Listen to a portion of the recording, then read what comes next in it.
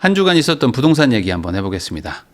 이게 통계가 나왔는데 문재인 정부 때 폭등 여러분들 다들 기억하시죠? 그때 진짜 어마어마했습니다. 그래서 그때 무슨 일이 있었냐면은 강남 집값이 3배가 됐어요. 5년 동안 3배가 됐거든요. 그러니까 3배라는 게 말이 좋아서 3배지. 하이닉스가 3배 됐잖아요. 근데 하이닉스가 어떤 회사입니까? 물건이 없어가지고 전 세계에서 막 제발 물건 좀 주세요 하고 난리가 나서 영업이익률이 막 50%를 찍는 회사가 주가가 3배가 올랐는데 아파트가 3배가 올랐습니다. 근데 그때보다 올해 더 올랐다. 자, 올 서울 집값 8% 급등했다라는데, 그러니까 올해 뭐 2월부터였나요? 그 데이터는 약간 좀 다르지만 어쨌든 문재인 정부 때만큼 올랐다고 봐도 과언이 아닙니다. 왜냐면 뭐 목동 같은 데는 뭐 한 12억 올랐어요. 그냥 1년 만에 12억 오르고 뭐 강남들 웬만한 데들 막 다 10억 이상 올랐죠. 뭐 반포는 뭐 20억 이상 올랐습니다. 아니 어떻게 1년 만에 20억이 올라요? 라고 얘기하지만 실제 올랐다. 뭐 잠실 같은 데들도 뭐 한 10억, 뭐 잠실 같은 데도 한 10억 이상 올랐죠. 지금 막 그렇게들 막 올라가고 있는 곳이 많다 보니까 우리 동네는 안 올랐는데 근데 내가 가고 싶은 동네들은 어마어마하게 올랐습니다. 자, 깎아줄 집주인은 없어요. 관망 속에서도 서울 집값 상승 중.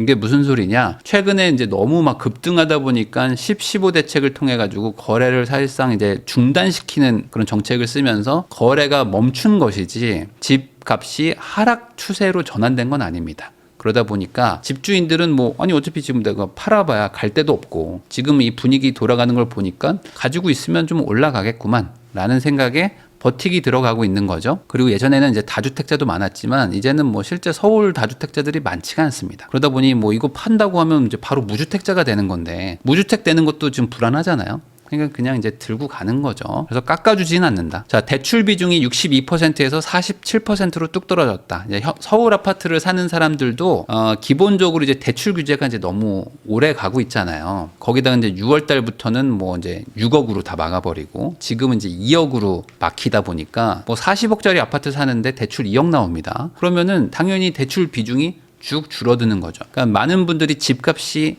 하락하고 좀 폭락했으면 좋겠다라고 말한다면은 기본적으로 그러려면 전제 조건이 뭐냐면 이 집을 가지고 있는 사람들이 대출이 많아야 됩니다. 그러니까 대출이 많아야지 대출 이자가 부담스러워서 집을 던지잖아요. 22년, 23년에 금리가 막 폭등을 하니까 무서워서 집을 던졌는데 그때는 대출들이 좀 있었습니다. 지금은 대출 비율이 많이 내려가고 있어요. 대출 규제를 많이 하다 보니까. 그러면 어떻게 됩니까? 이제는 더 안정적이 되는 거야. 지금 이 집을 사는 분들은 정말 현금 부자들만 사는 거죠. 대출을 2억, 4억밖에 안 해주는데 30억짜리, 뭐 50억짜리가 거래가 되잖아요. 그럼 그 집을 산 사람은 대출이 거의 없으니까 뭐 집값이 빠지든 뭐 오르든 못 버티진 않는단 말이죠. 현금으로 집을 샀는데 버틸 게 뭐가 문제입니까? 그냥 버티는 거죠. 그러면 이제 공급이라도 많으면 좋은데 공급도 없으니까 매수자들이 지금 불리한 상황이에요. 자, 정부가 주식하라고 했잖아요. 쏟아지는 비투 결국은 똘똘한 채로. 이게 제목이 이제 약간 조금 자극적인데 이런 내용입니다. 그러니까 주식을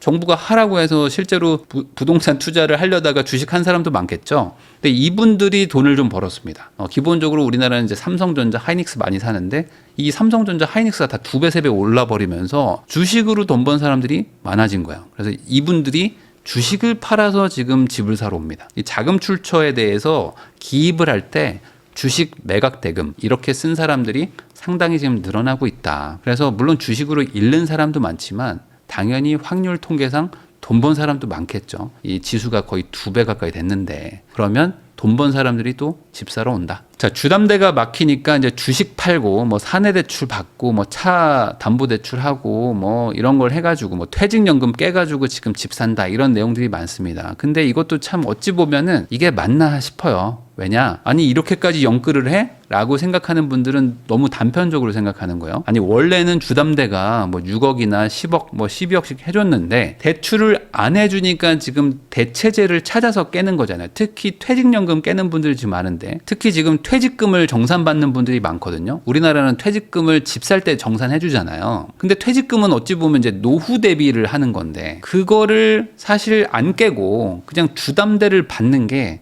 더 좋잖아요. 이 한 사람의 인생을 생각해 보면. 근데 주담대를 인위적으로 막으니까 이제 퇴직금을 정산받아서 집을 산단 말이지. 그게 맞는 건가? 이제 길게 보면 그냥 차라리 주담대를 해주는 게 맞는데 라는 생각도 좀 듭니다. 뭐 주식 팔아서 뭐 이제 담보대출 받아가지고 집 사고 있다. 작년에 38,000명이 퇴직연금 깨가지고 집 샀다라는 내용들이고요. 이제 3040들이 이제 노후 자금을 이제 집에다 투자한다. 근데 이제 요즘에는 이제 맨날 하도 이제 영끌이라는 단어들이 이제 입에 붙어가지고 그냥 대출 받으면 영끌이라고 하는데 아니죠. 지금 25억짜리 집 사는데 대출 4억밖에 안 해줍니다. 아니 21억 투자해가지고 대출 4억 받아서 집 사는 게 영끌일 수는 없죠. 그러니까 이게 영끌은 그냥 이제는 약간 좀 의미가 퇴색됐어. 그냥 대출 받으면 영끌이라고 하는데 영끌이라고 말하기엔 너무 적게 받았죠. 토지세 중과.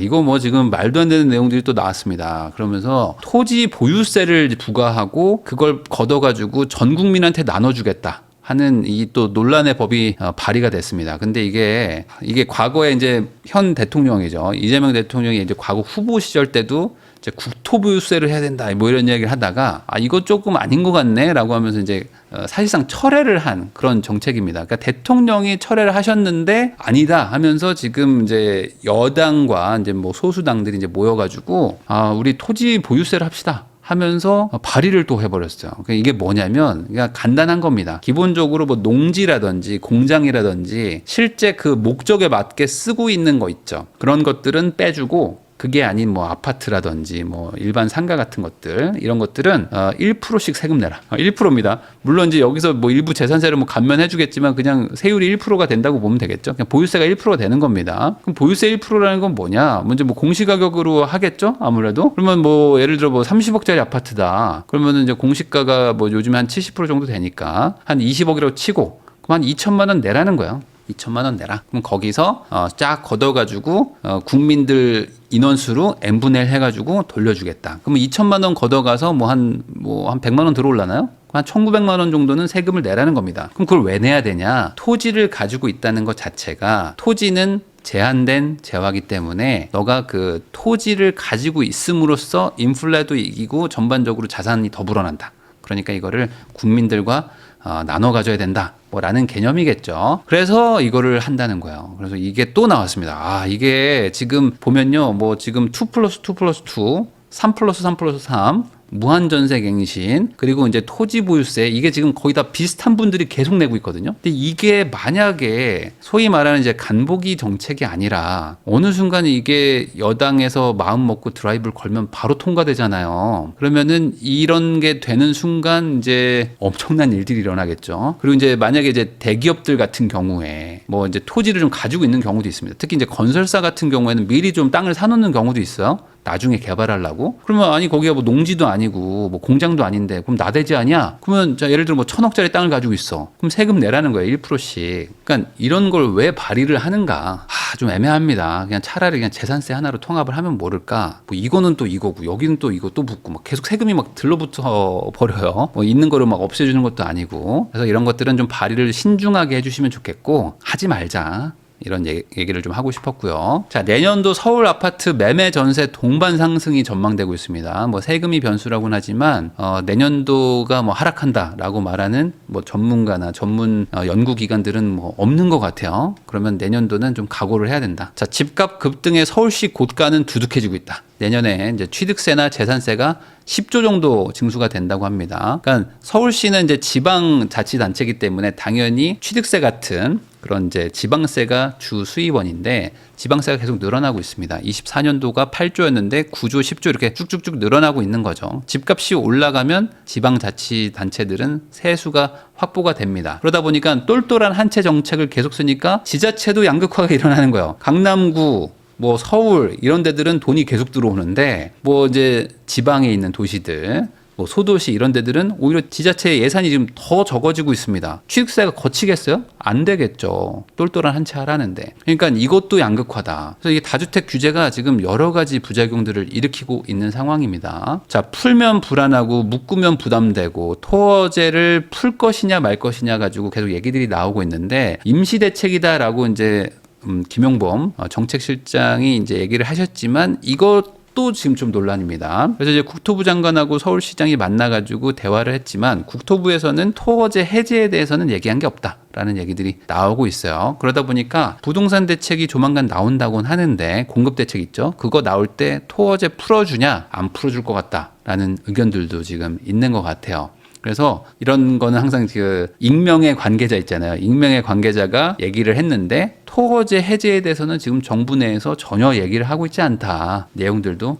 들리고 있다고 합니다. 제가 이제 한번 말씀을 드렸지만 토어제는 묶는 건 쉬운데 푸는 게 진짜 어렵거든요. 푸는 순간 우리 동네 왜 안 풀어주냐 이런 논란이 또 나올 거고, 푼 동네가 갑자기 가격이 급등하면 야 누가 풀자고 그랬어? 라고 하면서 또 이제 소위 말하는 이제 그 타겟을 하나 잡아가지고 책임자 논란이 나올 수밖에 없단 말이죠.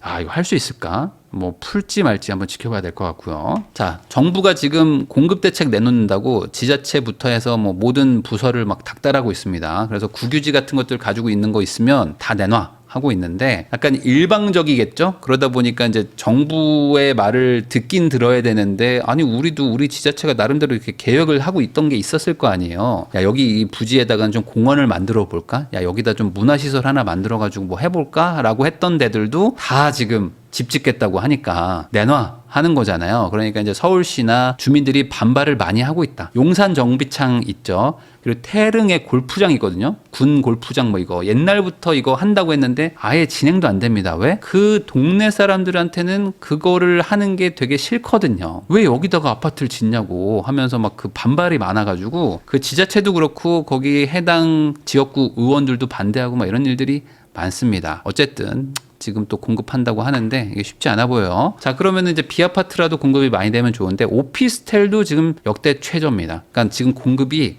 아파트만 안 되는 게 아니라 오피스텔도 안 짓죠. 빌라 아예 안 짓습니다. 도생 거의 안 지어요. 아파트도 못 져, 지금 비아파트들도 못 지다 보니까 내년도 내후년도에는 진짜 공급이 그냥 씨가 말랐다고 보시면 될 것 같아요. 자, 연말에 수도권 공급 방안을 발표한다고 하는데 이미 97 대책이 나왔던 시점에서 고작 이제 3개월 정도 지났습니다. 그러면 도대체 뭘까? 97 대책을 확연하게 업그레이드 하기에는 현실적으로 쉽지 않다.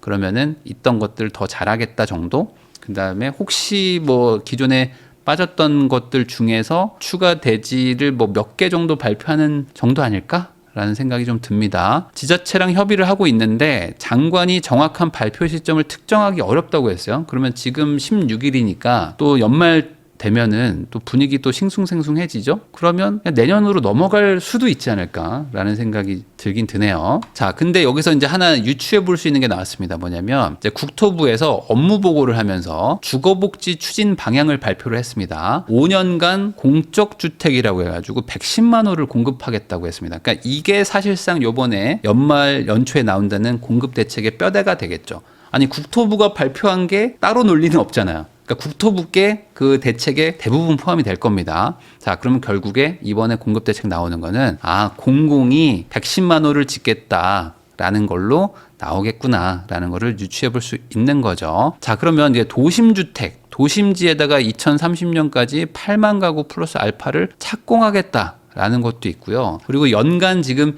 20만 호씩 공급을 하는 겁니다. 연간 20만 호. 엄청난 거죠.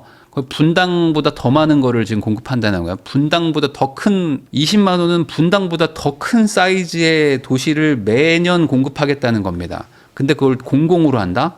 이거 쉬운 얘기가 아니죠. 민간도 같이 도와줘서 하면 될까 말까인데 공공에서 이걸 다 한다? LH가 지금 이걸 해야 되는데 LH는 이걸 할 수 있는 인력도 없고 돈도 지금 아무것도 없습니다. 그럼 이걸 어떻게 할까? 정부가 나서서 한다? 이것도 쉬운 얘기는 아니에요. 자, 거기다가 이제 더 문제가 있습니다. 결국에 누가 나서서 하든 민간이 하든 뭐 공공에서 하든 시공사가 건물을 지어야 될 텐데 지금 어떤 문제가 있냐면 이런 것도 있어요. 지금 선분양을 못하게 하겠다는 게 있습니다. 뭘 하면? 사망사고가 나면. 자, 2명 이상 사망하면은 선분양을 규제합니다. 선분양이 뭐냐면요. 미리 분양을 하고 그 다음에 이제 착공을 해가지고 공사를 이제 해 나가는 겁니다. 그러니까 먼저 팔았기 때문에 내가 대출을 안 가지고 가도 돼요. 그러니까 대출 이자나 이런 것들을 사실상 이제 선분양자들한테 넘기는 거죠. 대신에 분양가를 좀 낮추는 겁니다. 그래서 소위 말하는 이제 십시일반 나누는 거죠. 리스크를 나누기 때문에 선분양이 무조건 나쁜 건 아니거든요. 후분양으로 가면 갈수록 시행사나 이제 시공사들이 이제 압박감을 많이 느끼는 거라 정말 좋은 강남의 재건축, 재개발 이런 것들 아니면 대부분 후분양을 못 합니다. 사고 나면 선분양을 못 하게 하겠다는 거예요. 자, 이게 이렇게 해석하는 사람들이 있습니다. 자, 사고를 안 내면 되잖아. 자, 사고를 안 내면 되지 왜 사고를 냈을 때 페널티 주는 걸 뭐라 하냐라는 분들이 있어요. 근데 여러분도 한번 잘 생각해 보세요. 사고를 안 낼 수 있냐? 이건 정말 어려운 내용이거든요. 사고가 났을 때 보상을 많이 해줘라. 이게 어찌 보면 더 직접적으로 좋은 걸 수도 있습니다. 사망사고가 났을 때 그 사망자 유족한테 보상을 많이 해주게 하면 그래도 똑같이 안전을 잘 지킬 거 아니에요. 근데 지금의 정부 정책은 뭐냐면 너 사망사고 냈어? 그럼 너 회사 망하게 한다 라는 거예요. 자, 그러면 어떤 부작용이 나냐? 공사를 못합니다. 착공을 못하는 거죠. 괜히 공사했다가 사람이 사망사고 나면 회사가 무너진다니까요. 그러니까 공사를 못하게 하는 정책이 되는 거예요. 진짜 안전을 지키게 할 거면 공사를 못하게 하는 게 아니라 야, 공사는 해도 돼. 근데 만약에 사망사고 났잖아? 그럼 너 유족한테 막 10억, 20억씩 보상하라고 뭐 이렇게 하는 거죠. 그러면 최대한 조심조심 공사하겠죠. 근데 지금은 괜히 착공했다가 선분양을 못하게 돼요.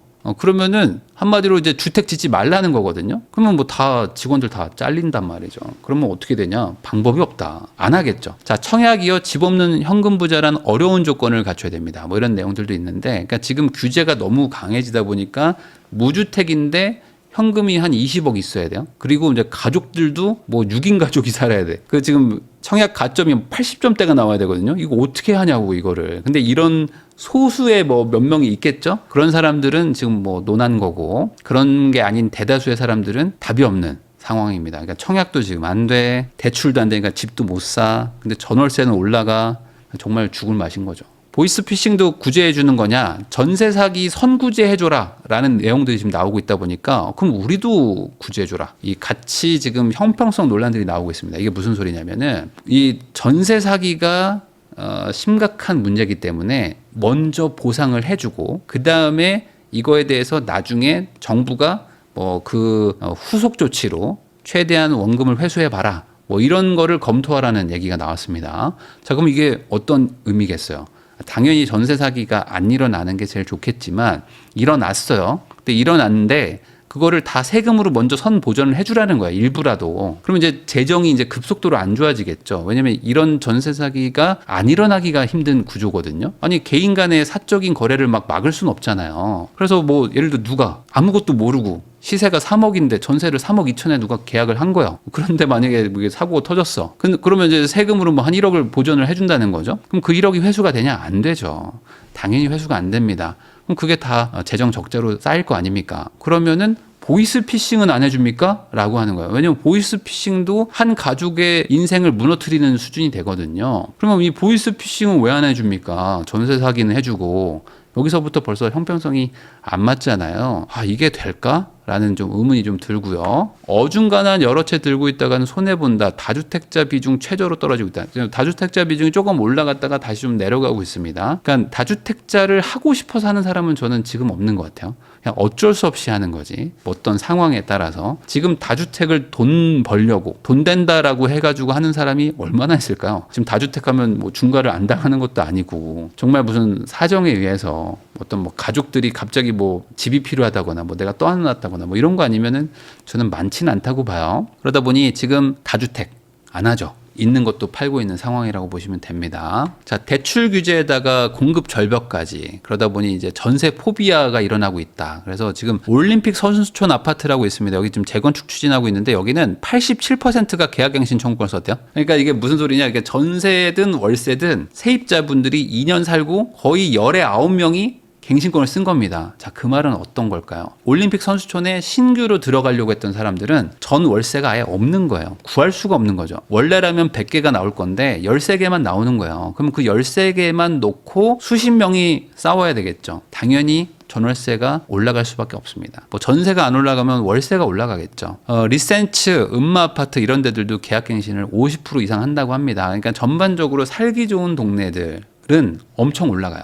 그리고 올림픽 선수촌은 지금 재건축을 추진한다고 그랬잖아. 상대적으로 집값 대비 전월세가 쌉니다. 그런데 위치는 좋죠. 그러니까 어떻게 돼요? 이거를 갱신을 안 하면 이 돈 들고 비슷한 동네에서 살 수가 없어요. 지금 전세가 얼마가 올랐는데. 그러니까 당연히 갱신을 하는 겁니다. 그러면 이분들은 2년은 살 수 있죠. 근데 2년 뒤에는 어떻게 될까요? 2년 뒤에는 이분들은 갱신권이 없잖아요. 그럼 수억 원을 또 올려줘야 됩니다. 사실상 2년 정도 시한폭탄을 뒤로 미룬 것 뿐이지 2년 안에 그 전세금을 마련할 방법이 없을 거예요. 대부분 2년 있다가 다 나가게 되실 것이다. 그래서 이게 연장하는 게 과연 좋은 거냐? 근데 당장 여기서 떠날 수도 없잖아요. 애들도 좀 나이가 있고. 그럼 어떻게 해? 우선 2년 더 연장하고 그 다음에 생각을 해봐야 되는 거겠죠. 그래서 새로 들어오는 사람들은 전세 매물이 아예 없고 있는 사람들은 나갈 수가 없어서 연장하고 있는 상황이다 라고 보시면 되겠습니다. 근데 더 무서운 건 이게 이제 시작이라는 거죠. 이제 내년도에는 신규 공급이 더 없기 때문에 내년 만기 돌아오는 사람들은 이제 앞으로 좀 각오를 해야 될 것 같습니다.